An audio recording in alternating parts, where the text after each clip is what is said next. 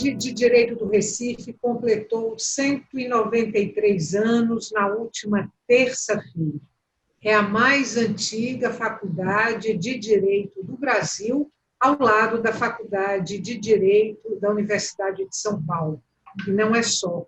Ela também representa um marco emancipatório do ensino superior no país, proibido por Portugal até a chegada da família real em terras brasileiras. A história do ensino superior no Brasil e o caráter emancipatório da educação, principalmente da educação pública, é o tema de hoje do nosso programa. Participam George Cabral, professor do Departamento de História da UFPE, e Flávio Breiner, professor de Fundamentos da Educação, também da UFPE. Jorge, vou começar com você. 1500, reza a história oficial, 1500, o Brasil foi descoberto. A família real chega por aqui em 1808, e só então as escolas de ensino superior passam a ser permitidas no Brasil. Por que foram proibidas durante tanto tempo? Bom, uma das principais razões, Estela, você adiantou, né, já para a gente, é esse caráter emancipatório que o ensino superior pode ter, né? Apesar de que a gente tem que fazer uma contextualização muito importante para o período colonial e para a era moderna em Portugal, que é o fato de que toda a educação, nesse momento, ela estava ainda muito marcada pela força da igreja, né? Por todo um conjunto de ideias que emana da teologia, do pensamento católico, né? Que era muito mais do que simplesmente um dado social, um dado cultural. Era realmente o arcabouço dessa sociedade. Então, apesar dessa limitação, né, vamos dizer assim, de base, né, mesmo que houvesse um ensino superior aqui, como existia em Portugal, em Coimbra, ele seria, né, muito permeado por esse pensamento católico e pelas limitações que o método jesuíta, né, impunha. Apesar disso tudo, havia aí um risco, né, de formação de elites locais que não interessava, né, ao projeto de dominação colonial portuguesa. Tá?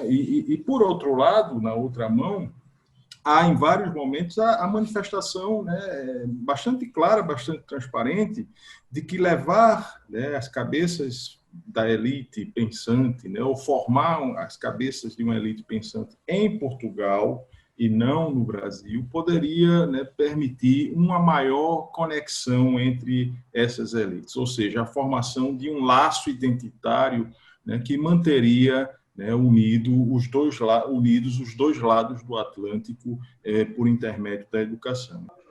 Rainer, e aí o que é que significou para a sociedade brasileira, para a educação brasileira, naquele momento, a ausência dessas escolas de ensino superior? O que a gente tinha naquele momento?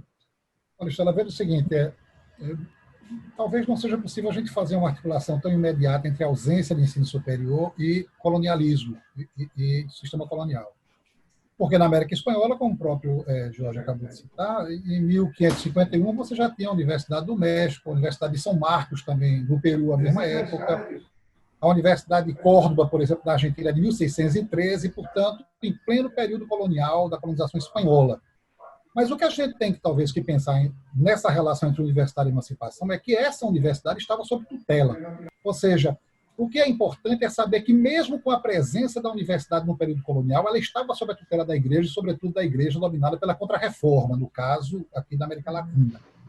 E mesmo antes da chegada da família real portuguesa, em 1808, a gente tem que se lembrar que aqui mesmo em Pernambuco, em 1800, exatamente no ano de 1800, na virada do século, é fundado o Seminário de Olinda, sob os auspícios de Azeredo Coutinho, com o Frei Miguelinho fazendo a abertura, o próprio Frei Caneca vai ser professor de geometria, e que é introduzido por Pernambuco os ideais iluministas. Vejam que contradição.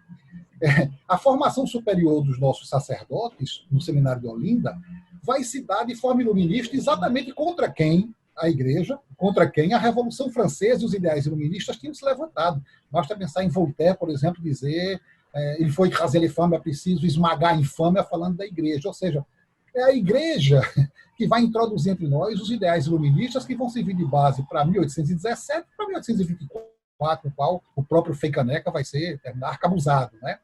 Mas a importância, portanto, numa universidade, naquilo que a gente chama de uma emancipação, diz respeito essencialmente à universidade moderna. Há uma crença, portanto, iluminista que marca a universidade moderna, que é libertar-se da tutela da Igreja, libertar-se da tutela do Estado, para quem ela fornecia os quadros fundamentais da administração e da burocracia, para fazer com que ela fosse baseada apenas nos princípios da ciência e da razão. Então, juntar todas as ciências, ciências humanas, ciências estéticas, ciências exatas, ciências da natureza, etc., num só local onde a gente pudesse ter um sentimento de universalidade do saber, este foi o propósito da universidade moderna. Mas até que nós chegássemos numa universidade efetivamente moderna no Brasil, isso ainda vai demorar. Talvez a nossa mais representativa universidade moderna, inicialmente, tenha sido de fato a Faculdade do Direito, mas a partir da Escola do Recife, quer dizer, a partir de 1870, já com Tobias Barreto, com Silvio Romero, com Clóvis Bevilacqua, com Silva Brito, com Tito Rosas, já num outro contexto, mas um contexto também com suas dificuldades de relação entre emancipação e sociedade. O que muda quando a gente sai da colônia, do Brasil colônia, depois a gente entra na independência e depois a gente entra na república? Se a gente for comparar o ensino superior da época do Brasil independente e o Brasil republicano com o Brasil colônia, quais são as mudanças estratégicas, aquelas que podem ser efetivamente consideradas? Bom, eu acho que a gente pode destacar, antes mesmo da independência, um marco temporal importante, né, é a reforma da Universidade de Coimbra, né, colocada em prática por Pombal, 1772, né, que é quando se tira toda a carga jesuíta escolástica, que era extremamente engessada, né, e se começa a pensar uma universidade voltada para o mundo da ciência, voltada para a natureza, né, com um aspecto prático, mas, como ressaltou o professor Flávio Breiner, sob tutela do Estado, muito fortemente sob tutela do Estado, que percebe o potencial de risco que tem o iluminismo e quer controlá-lo. Então, há essa reforma no final do século XVIII e entramos pelo século XIX, mesmo depois da independência, né, com um pensamento ainda bastante engessado. Né, como o Flávio destacou, com a Escola do Recife, em 1870, e por isso ela tem essa importância, uma dimensão nacional, né, que começa a pensar em algo que supere efetivamente o neoescolasticismo e todo aquele recurso à autoridade, né, e a pensar em termos mais racionais, né, e mais críticos. Então, a partir de 1870, com a Escola do Recife, você tem um novo pensamento, né, mas entramos, né, no século XX para poder efetivamente termos uma ideia de universidade com seus aspectos multifacetados, né? Porque até então você tem escolas superiores isoladas que não conversam entre si, que estão compartimentalizadas, né? E que ainda não tem esse feitio, né, de crítica emancipatória, de produção de conhecimento num tom diferenciado do simples bacharelismo, do academicismo que prevalecia. Agora, a Faculdade de Direito do Recife é filha da independência, não é? Ela não nasce a partir de um decreto de Dom Pedro? Sim, sim. É importante a gente salientar que já nas cortes constitucionais de 1820, 21, 22, né, inclusive partindo de um deputado pernambucano, o padre Muniz Tavares, né, há a proposta de criação de cursos superiores no Brasil, inclusive em Olinda. Depois, na Assembleia Constituinte de 1823, o Visconde de São Leopoldo ele propõe um projeto de lei que é aprovado depois de muita discussão, do estabelecimento de um curso superior jurídico em São Paulo e outro em Olinda. Houve uma disputa intensíssima, né, para quem ia sediar essas escolas, né? A Assembleia Constituinte foi fechada, o assunto foi engavetado, né? Voltou à tona em 2 ocasiões posteriormente, mas só em 1827 é que definitivamente né, vem a canetada do imperador Dom Pedro I e a fundação dos 2 cursos. E aí você tem os 2 começando ali muito perto, né? Há sempre alguma polêmica de quem efetivamente começou primeiro, né, quem formou primeiro, mas, enfim, todos saem do mesmo decreto em 1827. Mas é uma discussão que vem já desde a formação do Estado Nacional Brasileiro, e, mais uma vez, essa relação, né, a universidade, é o curso superior servindo ao Estado, ele tem que formar, né, os quadros que vão servir ao Estado, que vão servir à administração, até porque já era meio complicado mandar os meninos para Coimbra, porque eles estavam sofrendo muita retaliação por lá. Esse caráter emancipatório que a gente está convocando aqui ao longo do programa do ensino superior, na verdade, ele se efetiva a partir do conceito de universidades, é isso? E não enquanto são escolas isoladas? É mais ou menos isso. Quer dizer, a universidade, Estela, sempre teve imprensada, digamos assim, entre 2 tutelas, entre 2 espécies de cativeiro. Pelo alto, digamos assim, ela está entre o Estado e a Igreja, quer dizer, a pressão que o Estado e a Igreja fazem sobre a vida da corporação universitária, seja para o policiamento das almas, seja para o fornecimento dos quadros técnicos e burocráticos para a administração pública. Mas, vindo de baixo, também há uma espécie de solicitação da universidade que vem da sociedade. A universidade moderna é aquela que vai deixar a tutela de cima e atender a tutela de baixo, quer dizer, na ideia de formação do povo e de um povo como unidade indivisível que vai dar o suporte à nação. Então, a ideia de emancipação da relação é exatamente quando a universidade começa a não somente a preparar quadros para o Estado, mas preparar quadros para um Estado preocupado com o bem comum, portanto, um Estado republicano. Observe que, enquanto nós tivemos, mesmo durante a Escola do Recife, aqui em Pernambuco, já que a gente está falando da Faculdade de Direito, a gente tem que se lembrar que Silvio Romero é adepto do racialismo de Gobineau e que está fazendo políticas de branqueamento, que ele esperava que a gente tivesse uma política de contenção e cruzamento de raças para que a gente pudesse ter branqueamento. Vindo de uma escola progressista, spenceriana, cientificista, culturalista, como foi a Escola do Recife. Mas, na verdade, é a nossa melhor representação de uma universidade, quer dizer, ali onde se juntou praticamente os grandes saberes universais em volta de um único núcleo agregador, foi a Universidade de São Paulo, que é de 1934, mas que foi criada por uma missão francesa, da qual fizeram parte Lévi-Strauss, Jacques Lambert. Quer dizer, observe que mesmo quando a gente já estava com um padrão republicano de Estado Nacional, a gente ainda dependeu para a formação do nosso espírito universitário de uma missão francesa que veio para cá. O que mostra que a relação entre tutela e emancipação é uma relação um pouco tênue na universidade. E isso vai se refletir muito mais tarde, se a gente quiser voltar ao tema, em 1968. 68 talvez tenha sido o momento assim, mais interessante da história, digamos, universitária do século XX, em que aconteceu algo insólito. Grupos que, em princípio, não tinham absolutamente nada de reivindicação, de emancipatórios, que são os estudantes, na verdade, uma classe não produtiva, que fazem uma verdadeira revolução e que vai ter consequências interessantíssimas para todos os costumes sociais, e vem da universidade. A gente vai fazer um intervalo bem curtinho e volta daqui a pouco.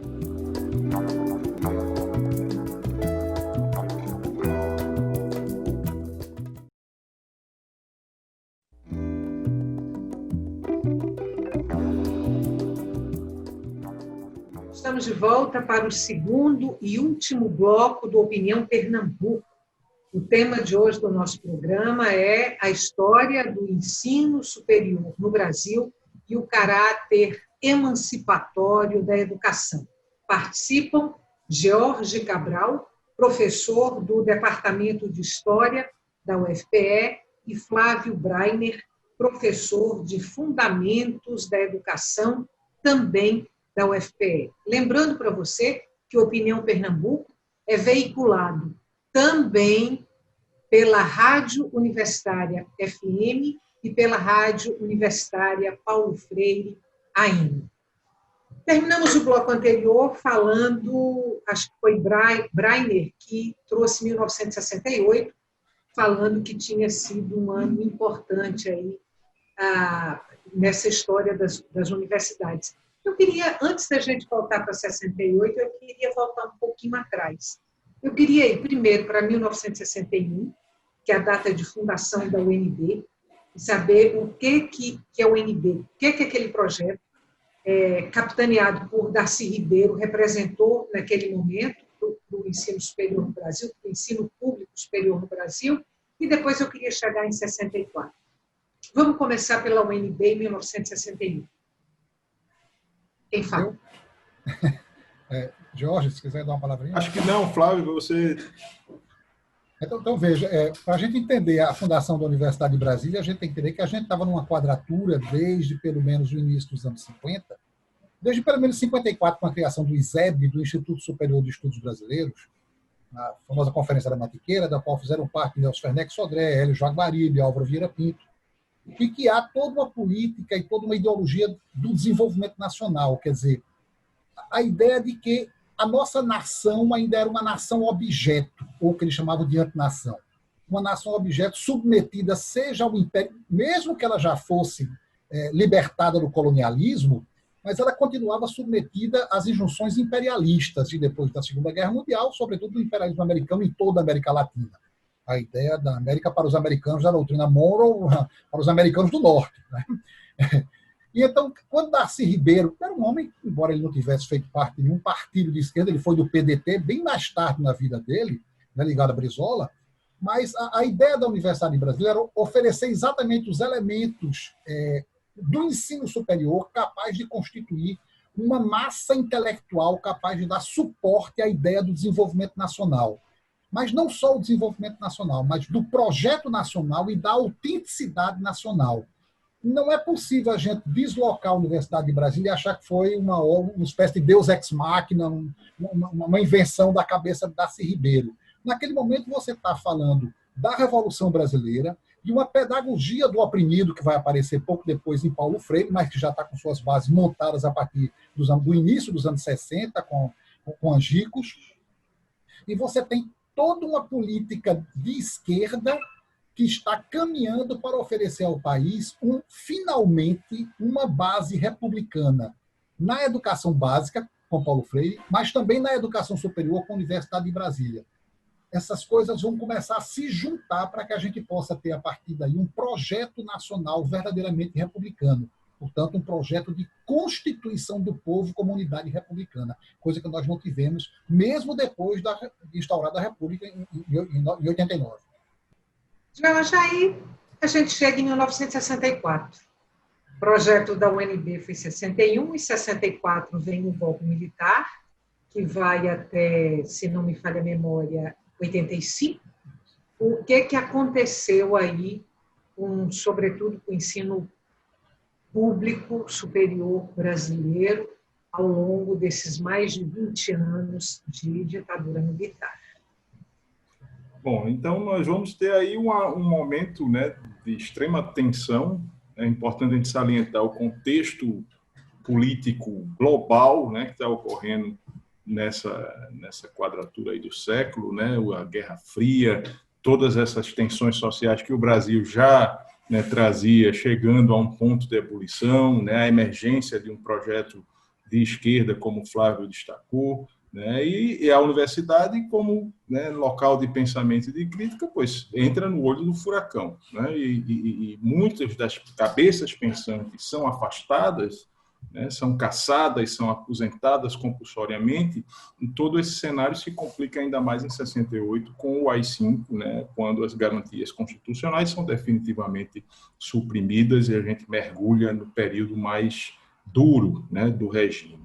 Agora, é importante salientar que há, nesse momento, também um olhar do regime militar ditatorial para a universidade como trampolim de desenvolvimento de algumas áreas estratégicas, né, de algumas áreas onde o Brasil continuava dependente, extremamente dependente, e há uma preocupação em estabelecer essas áreas. curiosamente, o próprio fomento de pesquisa sofre um impulso muito, muito forte nesse momento, muito direcionado, com muitas clivagens, né, com muito controle, mas há esse aspecto, né, de ver a universidade como, mais uma vez, fornecedora de quadros que possam auxiliar, né, um projeto gizado por um Estado autoritário. Bom, aí, Brainer, você estava falando em 68, a gente teve que parar para poder chamar o intervalo. Quando você falava de um momento pulsante da vida universitária em 1968, você estava falando especificamente de um momento brasileiro ou você estava falando, digamos, de um contexto mais internacional, mais planetário? Eu estava falando num contexto bem mais universal. Embora o movimento comece, na verdade, o movimento é maio, chamado Maio de 68, mas ele começa em abril, com a reunião do 21 de abril na Universidade de Nanterre. Mas o que está acontecendo ali em maio de 68, que depois vai praticamente abarcar todas as grandes universidades do mundo, inclusive as nossas aqui. Eu era estudante do Colégio de Aplicação naquele momento, da Universidade Federal, e me lembro muito bem das reuniões dos estudantes, da invasão da polícia, do quebra-quebra nas ruas, na Conde da Boa Vista. Me lembro muito bem disso. Então, foi um movimento que teve uma dimensão internacional, mas um movimento estranho, no mínimo insólito, ao ponto de Hannah Arendt ter dito uma vez para Daniel Cohn-Bendit, que foi o líder do movimento de 68 em Paris, dizer que é bastante insólito que um movimento como esse tenha raízes morais e não necessariamente políticas e econômicas. Nós não estávamos em crise econômica, a França, por exemplo, não estava, nem numa crise social. E, na verdade, o grupo que vai capitanear esse movimento são estudantes jovens. Jovens era uma categoria etária, não era uma categoria sociológica, nem muito menos uma categoria política. Vem de um grupo que não tem uma função fundamental dentro da economia. Não se trata nem da burguesia, nem do proletariado. E, no entanto, são eles que vão promover uma mudança radical no modo de vida. Eles não querem tomar o poder, eles querem recusar toda forma de poder. Isso vai ter uma consequência muito grande em várias dos nossos costumes sociais, nas nossas relações afetivas, relações amorosas, sexuais, disputa de gênero, a questão do homossexualismo, do nacionalismo que começa a ser discutido nesse momento, do papel da juventude no interior de uma sociedade burguesa.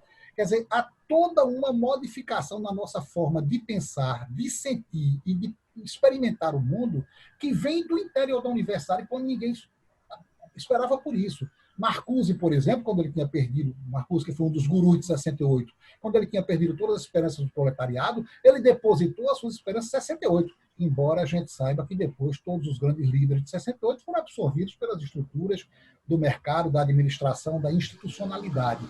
Mas, mesmo assim, ficou algo muito interessante, um movimento de recusa, talvez a grande recusa das formas de alienação, das formas de tutela, e que isso tenha vindo da universidade mostra que, a gente goste ou não, a universidade continua sendo um cadinho de emancipação dentro da sociedade minimamente republicana. Esse 1968 também foi bastante vigoroso aqui no Brasil, dentro do movimento universitário, não foi, George? Sim, e é interessante salientar, né, também, como o Brainer já apontou, né, essa mudança de parte da universidade, né, mas dentro das dimensões internas, a questão que se bateu muito das hierarquias, né, dentro da universidade, porque a gente não pode nunca esquecer que a universidade tem raízes medievais. Né? Tem raízes aristocráticas. Pois é, né? E isso fica muito, até hoje ainda é muito plasmado, né, na concessão do grau, né, a coisa do capelo, né, ainda, né, você é alguém que está investido de uma autoridade, né, e que tem a capacidade de conceder. Então, essa luta contra, né, hierarquias que estavam, vamos dizer assim, fossilizadas dentro da universidade, né, tem repercussões também a partir dessa ruptura de 68, né, o próprio questionamento das macroexplicações, né, da sociedade humana e de sua história também a partir desse ponto de ruptura. Eu só tenho 2 minutos, a gente podia até ficar conversando mais aqui sobre 1968, mas não vai dar. Eu queria pegar esses 2 minutos, dar 1 minuto para cada um de vocês para trazer essa discussão para a nossa contemporaneidade, trazer para hoje, e já prospectando 21, quando o governo federal acena com a possibilidade de cortes para a educação no próximo ano. 1 minuto para cada um de vocês. Veja, como eu tinha dito no início da nossa intervenção, a universidade vive sob tutelas, ora boas tutelas, digamos assim, a tutela do social e do republicanismo, ora sob tutelas do Estado e da Igreja. Mas eu acho que há uma nova tutela que está ameaçando a universidade hoje, que a gente poderia definir como o risco de uma unidimensionalização da universidade. A universidade é um lugar de saída, um lugar em que nós nos afastamos do burburinho da vida, ou daquilo que Heidegger chamou de facticidade da vida, para poder pensá-la sobre uma outra forma e voltar para ela e ter uma capacidade de intervenção diferente. Mas quando o mercado e a universidade se juntam no mesmo projeto, a universidade perde exatamente a sua função de distanciamento crítico. Talvez o grande risco que eu estou vendo hoje na universidade é de uma nova tutela, nem mais do Estado, nem mais da Igreja, nem mais da sociedade, mas do mercado sob a forma de uma unidimensionalidade judicativa e, sobretudo, de uma unidimensionalidade do pensamento que será extremamente arriscado para o desenvolvimento da consciência crítica social. Jorge. E nessa seara, né, um outro aspecto, que é a universidade sendo vitimada por projetos autoritários, né, que se desenham ao redor do mundo, há exemplos mesmo na Europa, né, e também, por outro lado, por que nós vamos chamar assim de um terraplanismo generalizado, né, que as grandes redes permitiram florescer com muita força e que hoje questiona a ciência, questiona, né, o conhecimento cientificamente produzido, né, e põe em risco todo um edifício, né, de pensamento democrático e crítico que a gente lutou tanto para construir, né, nas nossas sociedades.